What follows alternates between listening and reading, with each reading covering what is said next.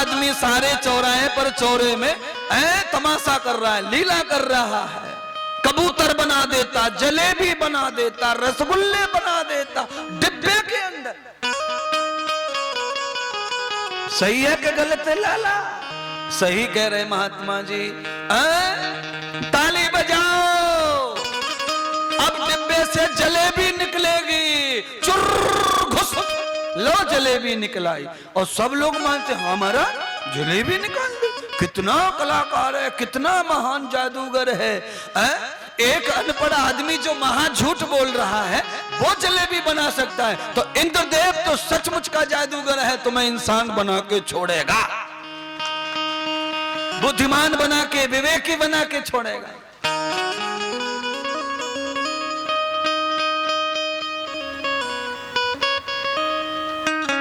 अच्छा बोलो, एक टीचर डॉक्टर बना देता है एक लड़के को, एक टीचर नर्स बना देता है, एक प्रोफेसर वकील बना देता है, एक प्रोफेसर जज बना देता है। जब सब कुछ न कुछ बना देते हैं तो हम क्या किसी से कम हैं? हम भी तुमको इंसान बना देंगे। गुटखा, तंबाकू, अंडा, मांस छोड़ दीजिए, उसी दिन इंसान बन गए। अब कोई सुन रहा होगा तो गाली भी देना होगा।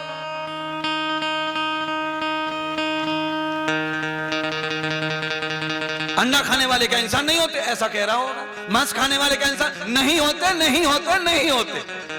मैं भी कह रहा हूं, मैं गाली नहीं दूंगा, पर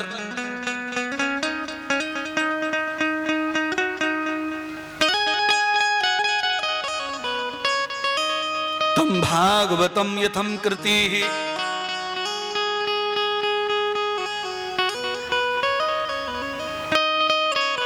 सौनक जी ने जो पूछा वही मैं बताना चाहता हूं। भागवत का क्या फल है, क्यों भागवत श्रवण करनी चाहिए? यस्यम भागवतम कृति भागवतम श्रुति फल। क्या है श्रुति का फल, भागवत का फल? तो भगवान सूत जी ने सौनक आदि 88,000 ऋषियों को जवाब दिया और उन्हें संतुष्ट करते हुए कहा, यदम भागवतम भक्ति फलम। भागवत का पहला फल है भक्ति का प्राकट्य होना। अगर आप इस समय घर पे होते तो क्या कर रहे होते? इस समय दुकान पे होते तो क्या कर रहे होते? इस समय आप गाड़ी में होते तो क्या कर रहे होते? और इस समय आप कथा के पंडाल में हैं तो क्या कर रहे हैं महाराज? आप कुछ नहीं कर रहे, बैठे हैं। बिना कुछ किए भक्ति हो रही है, बिना कुछ किए पुण्य हो रहा है, बिना कुछ किए ज्ञान हो रहा है, बिना कुछ किए हुए शांति आ रही है, बिना कुछ किए हुए आनंद आ रहा है। ये लाभ भागवत का है। यतम भागवतम तद फलम। मेरे साथ बोलिए, भ ग व त यस्यम चतुर्फलम भागवतम कृति। सौनक जी को कहा सूत जी ने, भागवत श्रवण करने से 4 फल अनायास ही प्राप्त हो जाते हैं। कौन कौन से फल? पहला फल भक्ति। भा माने भक्ति, गा माने ज्ञान, बा माने बैराग, ता माने तरण। भागवत में 4 ही अक्षर हैं, भ ग व त। और ये चारों के चारों फल भागवत के अनायास सरल सहज प्राप्त हो जाते हैं। भागवत का क्या फल है? तो का भक्ति आना फल है, ज्ञान आना फल है, विवेक वैराग्य आना फल है, और तरण होना भागवत का फल है। सौनक जी ने दूसरा प्रश्न किया, कारणम भागवतम कृति। श्रीमद् भागवत को सृष्टि पर आने का कारण क्या है? ये भागवत ही क्यों आई? इतने पुराण हैं, इसमें भागवत की महिमा ही क्यों गाई जा रही है? सारे पुराण भागवत के समान ही हैं। कोई पुराण ऐसा नहीं है जिसकी महिमा कम हो, पर भागवत की महिमा ज्यादा क्यों है? क्योंकि इसमें साक्षात कृष्ण समाये हैं। भगवान श्री कृष्ण का विग्रह रूप है, ये अमृत रूप है, वैकुंठ रूप है।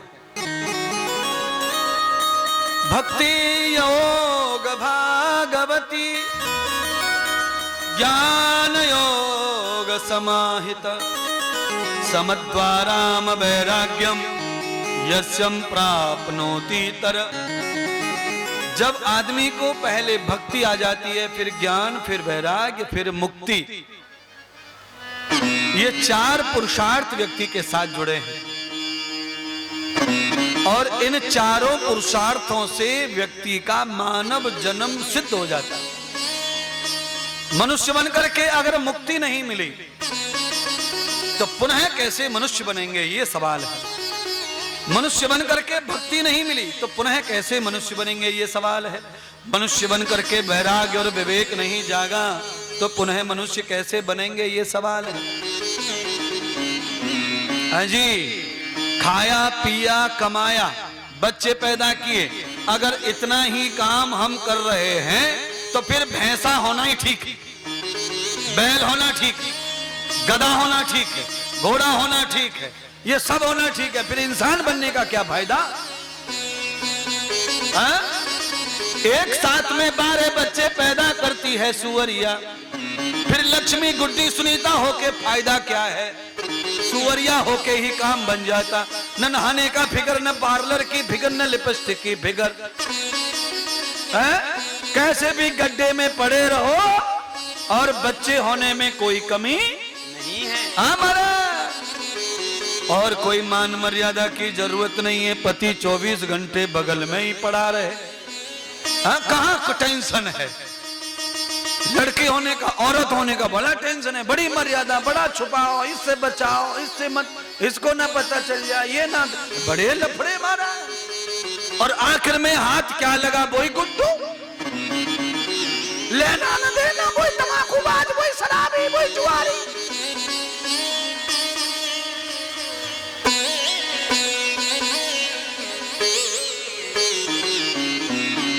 अगर कमाने के लिए जन्म हुआ है तो मनुष्य बन के क्या फायदा है? तुमसे तो चिड़िया अच्छी है जो 5 बजे राइट उठ के कमाने चली जाती है घोंसला छोड़कर, और 5 बजे शाम को फिक्स घर पे आ जाती है, बिना घड़ी के टाइम का पालन करती है। और तुम इतने बेईमान हो कि घड़ी होके भी टाइम पे नहीं पहुंचते, घड़ी देख देख के लेट होते, देख देख। चिड़िया बिना टाइम, बिना घड़ी के हुई है, कितना कमा रही है, खुद भी खाती है और अपने परिवार को भी खिलाती है। बोलिए, बच्चे बड़े हो गए, घोंसला छोड़कर, बच्चों को छोड़कर दूसरी दुनिया में चली जाती है, फिर एक और घोंसला बनवाती है किसी चिड़ंगा से, फिर उसमें और बच्चे पैदा करती है। हमारा सही कह रहे हैं गुरुजी आप, अगले जन्म में हम तो चिड़िया ही बनेंगे। 5 बजे उठेंगे महाराज, अब 9 बजे तक महाराज जैसे तैसे उठ पा रहे हैं, क्योंकि रात को पनीर खा लिया है, उठा नहीं जा रहा है, नशा चढ़ गया है महाराज। सही कह रहे हैं गुरुजी, ये बात भी सही है महाराज।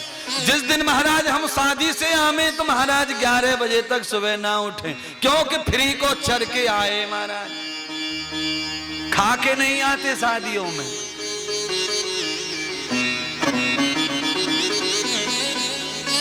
गुरुजी ये भी सही कह रहे महाराज।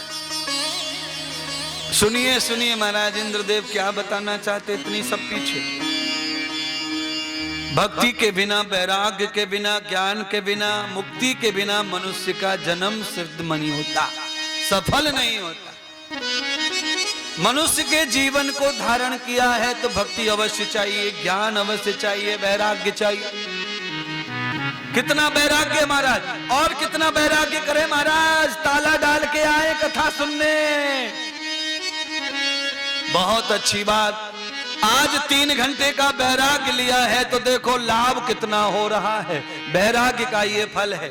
अगर घर प्यारा होता, ताला नहीं लगता, घर का दरवाजा बंद नहीं होता, कथा नहीं मिलती, तो फिर आनंद भी नहीं मिलता है? इस समय महिलाएं क्या कर रही होती, समझ गए महाराज? क्या कर रही होती? कुकर में सीटी लगा रही होती और क्या कर रही होती?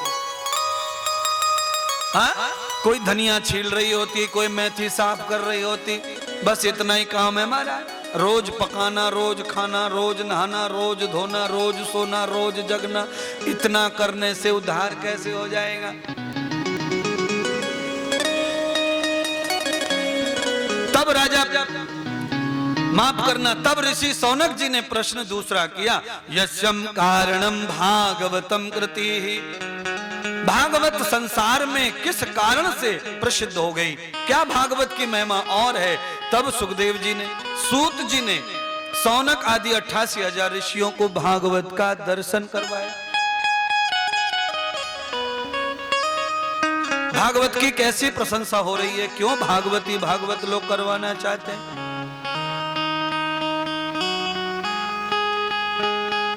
सारे पुराण, वकील साहब, सारे 17 पुराण व्यास जी ने स्वयं ही लिख दिए अपनी मति से, पर भागवत व्यास जी से लिखी नहीं जा रही है।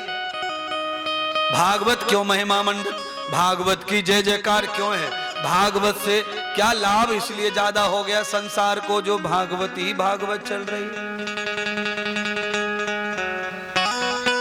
यस्यम चिंतनम जाताम यस्यम क्लेशो भावयुक्तम, आज भगवान व्यास जी को चिंता ने और क्लेश ने घेर रखा है। देखिए, जिसने 4 वेदों का अर्थ किया, महाभारत लिखा, 17 पुराण लिखे, गीता लिखी, इतने सारे श्लोक जिसने लिखे, वो भी चिंता में डूबा हुआ है, वो भी दुख में डूबा हुआ है। कैसी चिंता, कैसा दुख आया है, कोई नहीं जान पाया। सब हकीम डॉक्टरों ने देख लिया, पर व्यास जी महाराज का दुख कोई जान नहीं पा रहा है। एक दिन व्यास जी सरस्वती नदी के तट पर भ्रमण कर रहे थे, चिंता में मूर्छित होकर के, मायूस होकर, झुर्रियां पड़ी चेहरे पर। वहां से नारद जी गुजर रहे थे। नारद जी ने देखा कि आज ऐसे ज्ञानी को दुख ने पकड़ा हुआ है। क्या हुआ महाराज? आपके चेहरे पर यह प्रसन्नता चाहिए, ये गम की ये चेहरा कैसा, क्या हो गया है?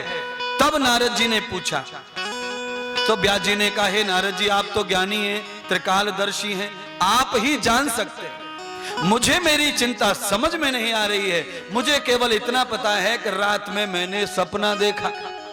क्या सपना देखा? मैंने रात में यह सपना देखा कि कुछ दिन बाद कलयुग आ जाएगा, और जब कलयुग आ जाएगा तो सब धर्महीन हो जाएंगे, विद्याहीन ब्राह्मण हो जाएगा, बलहीन क्षत्रिय हो जाएगा, धर्म और मर्यादा धनहीन वैश्य हो जाएगा, सेवाहीन शूद्र हो जाएगा, चारों वर्णों की व्यवस्था अधर्मी हो जाएगी। तो कैसे कल्याण होगा? न देवदूतम यथा मूलम, घर में खाने के लिए अनाज नहीं होगा, पर घर के दरवाजे पे ताला जरूर होगा, ऐसा युग आ जाएगा। तो फिर कैसे किसी पर कोई विश्वास करेगा? बड़े बड़े वीर योद्धा पैदा होंगे, पर माता पिता और वर्ण की आज्ञा नहीं मानेंगे, तो फिर क्षत्रिय कैसे बलवान रहेगा? यस ब्राह्मणम यो जाता मूलम, ब्राह्मण जाति तो बढ़ेगी, ब्राह्मण के पर्ण तो बढ़ेंगे, पर ब्राह्मण की विद्या समाप्त हो जाएगी, तो ब्राह्मण का उद्धार कैसे होगा? हाँ जी, वैश्यों का व्यापार बेईमानी से भर जाएगा, वैश्य दान नहीं करेंगे तो धन शुद्ध नहीं होगा, तो कलयुग में वैश्यों का उद्धार कैसे होगा? शूद्र सेवा से रहित हो जाएंगे, तो कैसे संसार में सुख आएगा? हे महाराज, हे नारद जी, मैं सपने को देखकर बड़ा विचलित हूं, बड़ा दुखी हूं। आज अब कलयुग आगमन हो रहा है और ये सब मैंने सपने में देखा है, कैसे उद्धार होगा? तब नारद जी ने कहा, आपका सपना सच है, यही होने वाला है। इसीलिए हे व्यास जी, आपको संसार और समाज के दुख से परेशान हो, आपकी मैं मदद करता हूं। जो अपने दुख से दुखी नहीं, जो समाज और मोहल्ले और पड़ोसियों के दुख से दुखी है, ऐसे व्यक्ति की मदद भगवान भी करने आ जाते हैं। पर उल्टा हो गया है, अब हम अपने दुख से दुखी नहीं हैं, दूसरे के सुख से दुखी हैं, उन्नति से। हाँ, अब ऐसे की मदद कैसे भगवान करे? भागवत कह रही है, समाज के पड़ोसियों के दुख से जो दुखी हो गया, चिंतित हो गया है, ऐसे की मदद भगवान करें, संत करें, ज्ञानी करें। नारद जी ने कहा लो ये मंत्र लो और जाइए सरस्वती के तट पर बैठकर 6 मास 6 महीने इस मंत्र का जाप करो, साक्षात भगवान प्रकट हो जाएंगे। आज नारद जी गुरु बन गए और गुरु बन के श्री व्यास जी को मंत्र नारायण का दे दिया। यदम जाताम भगवताम ध्यानश्च योग मंत्रया। आप सबको कहने में मुझे किसी प्रकार की चिंता नहीं है। नारद जी ये कह रहे हैं आदमी चाहे कितना ज्ञानी हो जाए, ध्यानी हो जाए, कितना भी लेखक हो जाए, पर जब तक भगवान की लीला नहीं, भगवान के नाम नहीं, भगवान के चरित्र नहीं लिखेगा, तब तक लेखक को भी शांति आने वाली नहीं। आपने क्या क्या लिखा है महाराज? कितने सीए भारत में, चार्टेड अकाउंट कितना खाता लिख रहे हैं और बीपी शुगर से परेशान। दुनिया भर के अकाउंट को समाधान कर रहे हैं, दुनिया भर का ऑडिट कर रहे हैं सीए लोग, दुनिया भर का माल कमा रहे हैं, पूरे शहर को खरीद डाल रहे हैं, पर अशांति में, क्लेश में, चिंता में, बीमारी में जी रहे हैं। क्योंकि भागवत नहीं जानी, भागवत नहीं सुनी, कोई अच्छे संत का पानी नहीं पिया। कितने जज दुनिया का फैसला कर रहे हैं पर अपना फैसला कर नहीं पा रहे हैं, बीमार पड़े, दुख में पड़े, क्लेश में पड़े।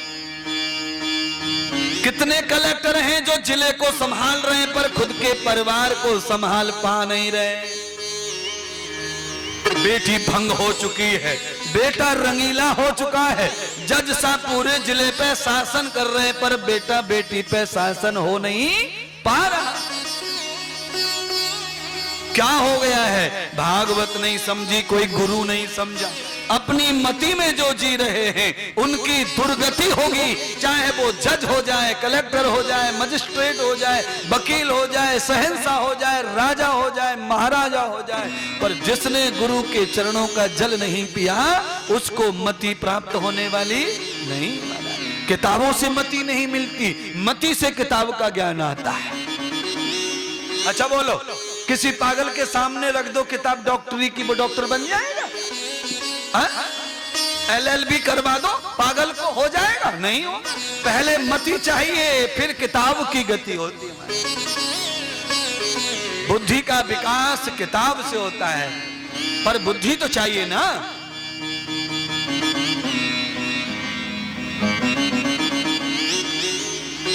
बुद्धि ही नहीं है तो कैसे विकास होगा? यंत्र चाहिए, पहले तंत्र चाहिए, तब विकास होगा। देवम दर्शनम यथा मूलम। आज भगवान व्यास जी बैठ गए नारद जी के कहने से, ध्यान कर रहे हैं नारायण का। आप भी कर लीजिए थोड़ा ध्यान, तमाकू से ध्यान हट जाएगा। हाँ, श्री कृष्ण गोविंद हरे मुरारी, हे नाथ नारायण वासुदेव।